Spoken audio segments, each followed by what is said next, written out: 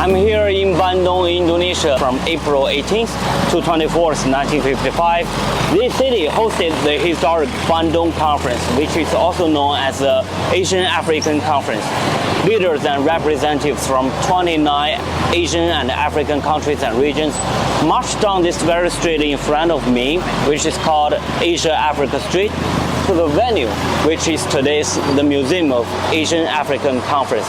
Together, they forged what became known as the Bandung Spirit: solidarity, friendship, and cooperation. The spirit helped inspire national liberation movements across Asia, Africa, and Latin America, and played a pivotal role in dismantling colonial systems across the world. At that time, it was actually a decolonialization spirit, and it was actually an opposing power of the already established power at that time.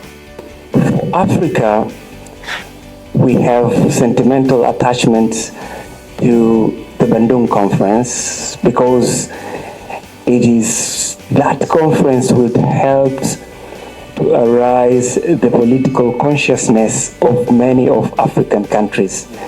And it is no surprise that many of the African countries got their political independence just after, the Bandung Conference. On the foundation of China's 5 principles of peaceful coexistence, the conference laid out 10 principles for international relations, principles that guided the world towards a more just and inclusive order at that time.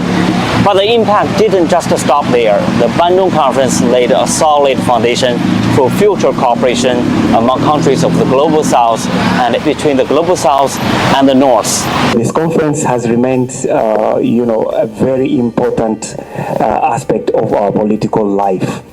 If you have a collaboration as the principle of the coexistence, we can actually sustain our economic fundamentals. We can actually sustain our economic development and economic growth altogether. Through the spirit of Asia-Africa, we can send the message to the world leader. We can create the civilization that respect other countries, respect international law. 70 years on, as more developing countries pursue their own path to modernization, the Bandung Spirit remains as relevant and powerful as ever. Ini bisa jadi jembatan untuk bisa saling bekerja sama dan menciptakan kesejahteraan untuk masyarakatnya. The political hopelessness that Africa felt then resembles strikingly with the economic hopelessness that we feel now in the midst of the geopolitical bickerings that are going on now. So for the continent of Africa, the Bandung Spirit is very, very important. We have so many cooperation all together, and it's quite inclusive. That is actually the spirit that we need to actually establish and to sustain in the near future.